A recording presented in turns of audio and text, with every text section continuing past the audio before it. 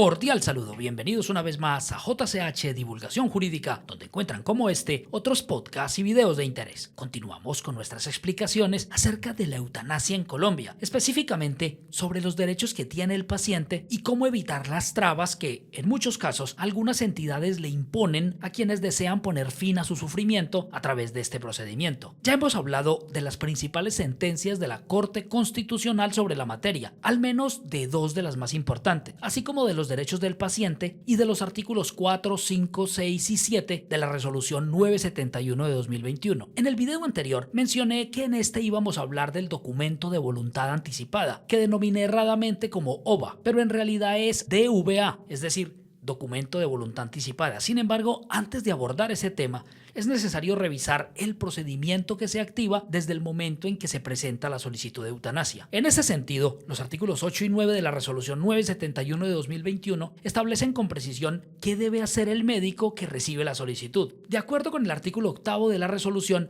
el médico que recibe esta solicitud es el primer responsable del reporte de la información y debe, en primer lugar, verificar que la solicitud sea voluntaria, informada e inequívoca, tal como lo exige el numeral 8.1. En segundo lugar, según el numeral 8.2, debe revisar el cumplimiento de las condiciones mínimas previstas en el artículo 7 e informar al paciente sobre el procedimiento que se seguirá. Adicionalmente, el numeral 8.3 establece la obligación de registrar la solicitud en la historia clínica desde el mismo momento en que el paciente expresa su voluntad y conforme al numeral 8.4, el médico debe reportar la solicitud dentro de las primeras 24 horas y activar el Comité Científico Interdisciplinario para el Derecho a Morir con Dignidad, que además, escuchen esto, debe estar en todas las clínicas, EPS e IPS del país, porque no se puede convertir esto en una barrera de acceso a este derecho. Todo esto siempre y cuando se cumplan las condiciones exigidas por la norma para solicitar el procedimiento. Un aspecto especialmente relevante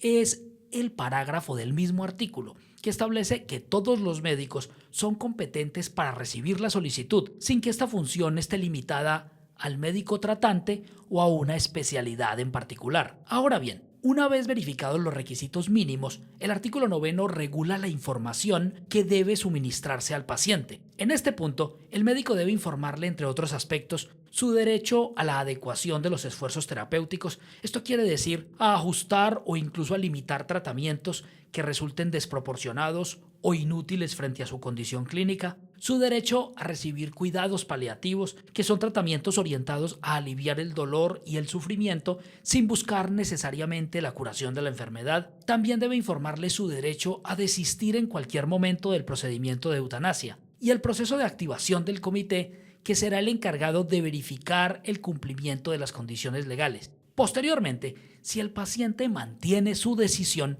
el numeral 9.2 establece que se debe iniciar un proceso de evaluaciones. ¿Qué incluye este proceso? Pues escuchen bien, la verificación de la capacidad y competencia mental o, en su defecto, la existencia de un documento de voluntad anticipada, del cual hablaremos en el próximo podcast. La evaluación del sufrimiento, que es un aspecto profundamente subjetivo. Aquí es importante decirlo con claridad. No existe un dolorómetro y el médico no puede imponer su criterio sobre lo que el paciente considera un dolor incompatible con su dignidad. Además, la condición clínica del paciente, que en la resolución se menciona como enfermedad terminal. Sin embargo, y aquí es clave hacer otra precisión, la Corte Constitucional, en la sentencia C-233 de 2021, estableció que no es necesario estar en fase terminal, sino que basta con padecer una enfermedad grave e incurable que genere un sufrimiento intenso incompatible con la dignidad humana. Esto significa que,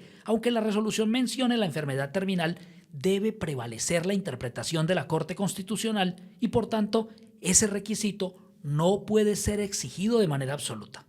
Adicionalmente, la inexistencia de alternativas razonables de tratamiento, lo cual debe evaluarse teniendo en cuenta la voluntad del paciente y la posible futilidad de ciertos procedimientos, es decir, aquellos procedimientos que por más que se hicieran no le van a generar ningún alivio al paciente.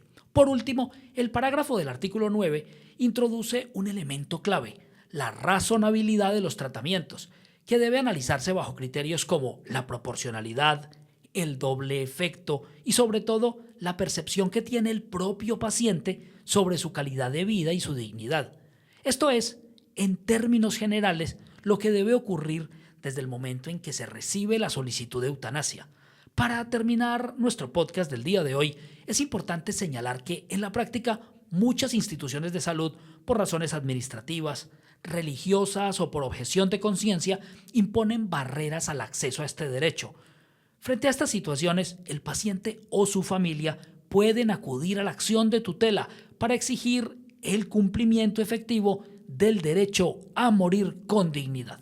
Hemos llegado al final del podcast del día de hoy, en el que nos ocupamos de los artículos 8 y 9 de la Resolución 971 de 2021, que establece el procedimiento para la solicitud y trámite del procedimiento de eutanasia en Colombia. Espero que este tema haya quedado claro y ante todo que sea de utilidad para todos ustedes. Los invito a darle like si están escuchando este podcast en Facebook o YouTube o a calificarlo si lo están haciendo en Spotify. No olviden compartir esta información para que muchas más personas sigan aprendiendo derecho con nosotros. Gracias por escuchar.